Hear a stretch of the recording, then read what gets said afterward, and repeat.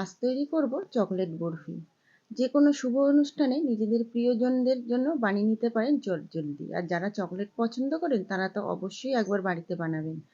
প্রথমে একটা ফ্রাই প্যানে ঘি গরম করে নিয়ে কুচো করে নেওয়া ড্রাই ফ্রুটস আমি ভেজে নিচ্ছি।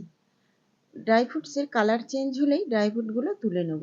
এবার ওই প্যানের মধ্যেই অ্যাড করে দেবো 1 কাপ লিকুইড দুধ।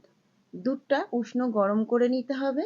এবার দুধ গরম হয়ে আসলে ওই দুধের মধ্যেই অ্যাড করে দেবো মিল্ক চকলেট। চকলেটটাও একদম দুধের সঙ্গে মেল্ট করে নিতে হবে। এরপর অ্যাড করে দেবো পাউডার মিল্ক। প্রথমে 1 কাপ দিয়ে খুব ভালোভাবে দুধের সঙ্গে মিশিয়ে নিয়ে পরে আরও 1 কাপ দিয়ে দিলাম। 1 কাপ লিকুইড দুধের সঙ্গে প্রায় 1.5 কাপ মতো গুঁড়ো দুধ দিয়েছি। প্রয়োজন অনুযায়ী চিনি দিয়ে খুব ভালোভাবে মেল্ট করে নিয়ে একটা ডো ফর্মে বানিয়ে নিতে হবে।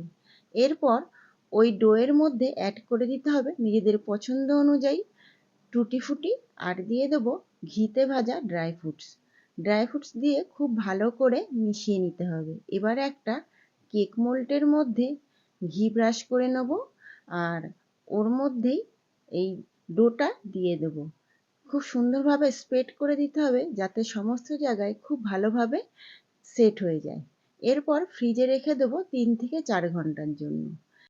যেহেতু এটা চকলেট বরফি তাই জন্য যত চকলেট দিয়ে ডেকোরেট করা যাবে তত কিন্তু খেতে টেস্ট হবে। এবার ফ্রিজ থেকে বার করে নেব যেই ডোটা আমরা সেট করতে দিয়েছিলাম। এবার ওর উপরেই ডার্ক চকলেটটা সুন্দরভাবে চারিদিক যাতে সেট হয় তেমনভাবে দিয়ে দেবো। আবারও কিছুক্ষণ ফ্রিজে রেখে ওপর থেকে দিয়ে দেবো ম্যাঙ্গো চকলেট। অবশ্য আপনাদের কাছে যদি না থাকে তাহলে না দিলেও কোনো প্রবলেম নেই। এমনিতেই খেতে কিন্তু দারুণ টেস্ট হয় এই চকলেট বরফি। এবার ওপর থেকে কিছুটা হোয়াইট চকলেট মেল্ট করে নিয়ে ঝিকঝ্যাক করে দিয়ে দেবো যাতে দেখতে সুন্দর লাগে বরফিটা। আবারও সেট করে কিছুক্ষণ ফ্রিজে রেখে দিতে হবে সেট হওয়ার জন্য। ফাইনালি আমাদের রেডি হয়ে গেছে বরফি।